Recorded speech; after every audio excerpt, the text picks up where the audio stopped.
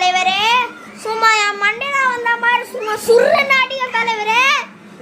பின்னால இருந்து சும்மா சிக்கிட்டு அடிங்க மின்னலே. வாயில இருந்து வரும் சுண்டலே. ஐயா டப்பாங்க ஐயா டப்பாங்க. நம்மளுக்கு ஏத்த மாதிரி தான் விஜய் என்ன சொல்லிடுறாரு.